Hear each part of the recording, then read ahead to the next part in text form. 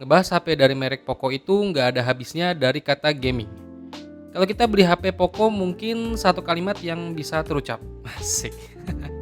Yaitu spesifikasi tinggi, harga terjangkau. Dari dulu setiap lini HP merek Poco itu udah pasti menawarkan spesifikasi yang tinggi dengan harga yang terjangkau.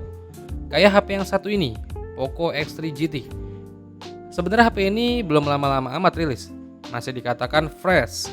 Dengan SoC yang ditanam bisa dikatakan fresh juga. Nah, sekarang gue mau bahas, kan banyak tuh HP-HP keluaran brand-brand lain yang harganya setara Poco X3 GT, tapi belum tentu performanya sama. Apalagi di tahun 2022 ini. Buat kalian yang lagi cari-cari HP di awal 2022 ini, nah, apakah Poco X3 GT ini layak buat mengarungi kebutuhan permultimediaan dan persosial mediaan kalian buat tahun 2022 ini? Oke, sebelum melanjut ke pembahasannya, mari kita opening dulu.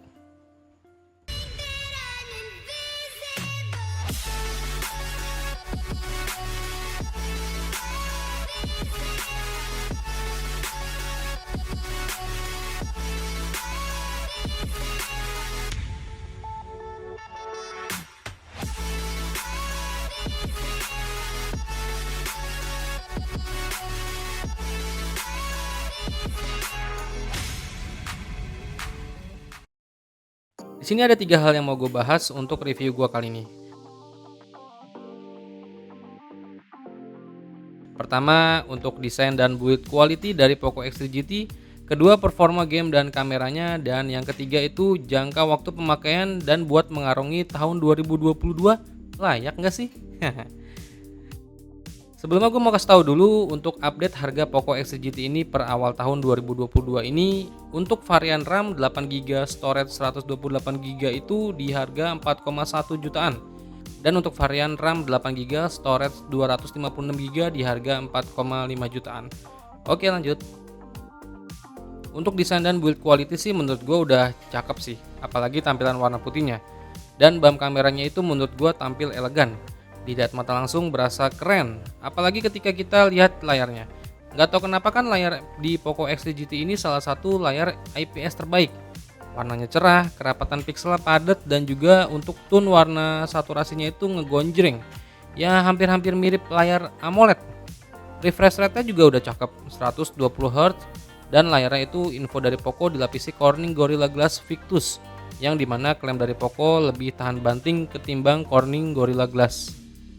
Pokoknya ketika kita lihat langsung layarnya itu enak, bisa manjain mata kita. Tapi beda halnya dengan build quality yang menurut gua terasa agak murahan aja. Kayak handphone setara 2 jutaan. Bagian back covernya ya, ada tekstur, garis, tapi ketika gua gesek-gesek pakai kuku aja langsung kelihatan bekasnya. Intinya kalau tampilan desainnya Poco X3 GT ini udah cakep. Tapi untuk build quality-nya ya masih kurang. Lanjut bagian performa, main game dan kamera ya. Sebelumnya Poco X3 GT ini gue uji benchmarknya pakai AnTuTu Benchmark versi 9, dan skor yang gue dapat itu tembus 600 ribuan kayak klaimnya dari Poco itu. Untuk main game sih udah lancar-lancar aja, hampir semua game udah bisa dimainkan. Sebagai contoh, gue main Mobile Legends bisa gue set di Ultra, Call of Duty Mobile bisa mentok rata kanan, PUBG bisa smooth extreme, dan Genshin Impact bisa medium di 60 fps. Semua game yang gue coba ini berjalan dengan baik. Dan satu hal lagi yang bikin Poco X3 GT ini mantap, yaitu irit daya. Karena prosesor terbarunya yaitu Dimensity 1100 ini sukses bikin si Poco X3 GT ini irit daya. Apalagi ngecasnya juga cepat, 67 watt. Ngecas 15 menit aja udah terisi 50% lebih. Dan chargernya juga udah dapat di paket pembeliannya. Belum lagi dual speaker Poco X3 GT itu udah cakep. Ditambah NFC udah hadir juga ya di HP ini. Jadi performa game ya udah mantep di HP ini. Lanjut performa kamera di Poco X3 GT ini ya sebenarnya sih B aja. Yang penting ada dan resolusinya cukup tinggi di 64 megapiksel. Tapi untuk hasilnya menurut gua juga ya udah cukup aja sih buat sosial media atau buat update-update status atau buat sekedar foto-foto ya udah cukup. Karena HP ini tuh emang ditujukan buat kalian pencinta gaming sih sebenarnya. Yang main game ngebut jadi andalan Poco X3 GT ini. Makanya fitur dari kamera agak sedikit dipangkas. Hasil fotonya menurut gua standar aja, nggak bisa nunjukin sesuatu yang mantep atau wah gitu. Perekaman videonya juga ya biasa aja, yang penting bisa ngerekam 4K Ada mode stabilisasinya yang bisa kita setup di resolusi 1080p 30 fps. Itu aja udah cukup buat HP yang dipandang HP gaming menengah. Dan ini gue tunjukin hasil foto dan perekaman video dari Poco X3 GT.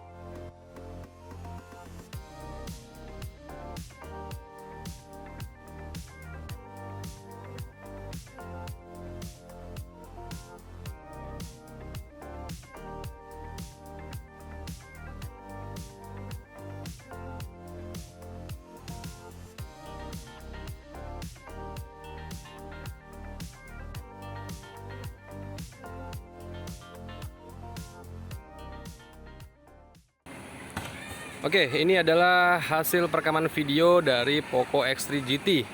Ini resolusinya 1080p 30 fps ya. Dan gua aktifin mode stabilisasinya. Jadi di sini ada mode stabilisasinya dan udah gua aktifin dari Poco X3 GT-nya. Nah, kita lihat di depan matahari flare-nya kayak gimana nih hasilnya tuh.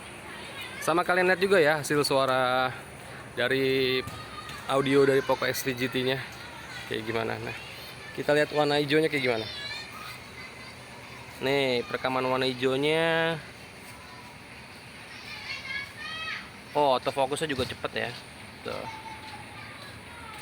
Oke, cakep. Kestabilannya gimana ya? Coba kalian cek ya. Ini gue lagi jalan-jalan biasa. Kalau gue lihat langsung di layar kameranya sih stabil sih.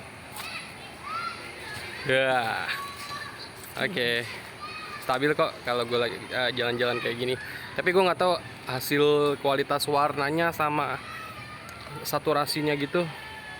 Gue nggak tahu. Tapi kalau untuk kestabilannya oke, cakep. Oke, ini adalah perekaman 4K ya di 30 fps dari Poco X3 GT.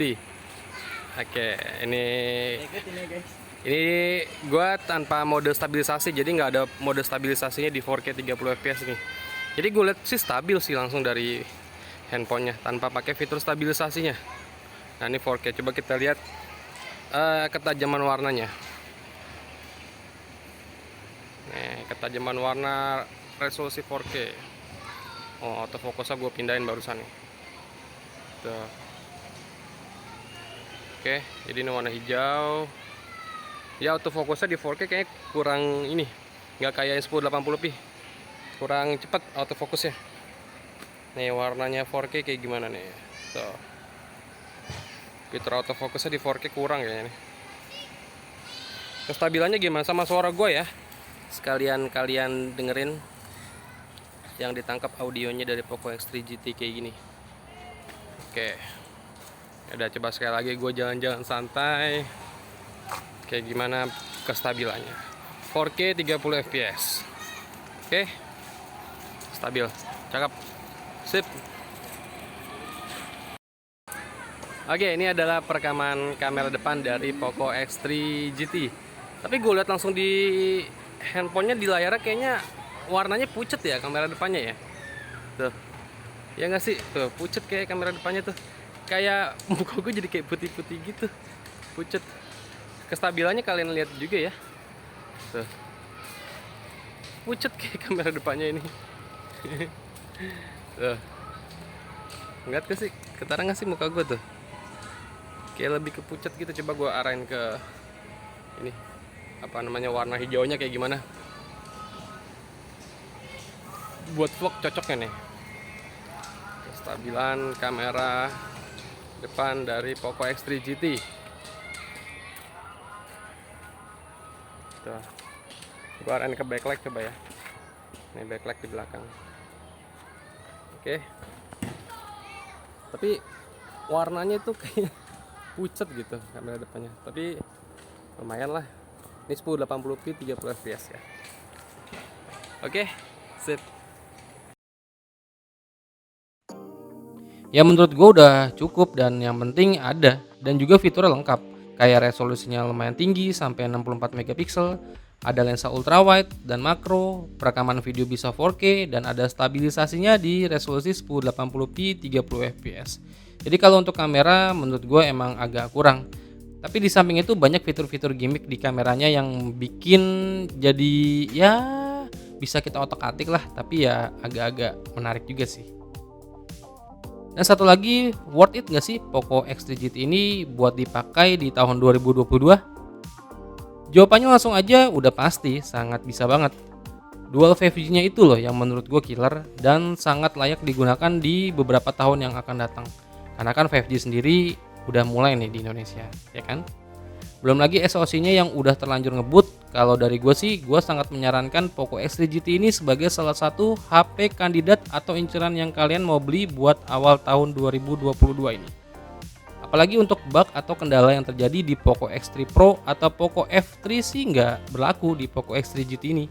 Kayak notif delay, green tint, black crash, ghost touch yang ada di Poco F3 itu, yang dilema lah pokoknya. Itu semua nggak berlaku dan aman-aman aja untuk unit yang gue pegang. Kesimpulannya, HP ini sangat worth it buat kalian beli di tahun 2022 ini. Apalagi buat kalian yang pemakaian HP-nya bisa dalam waktu lama.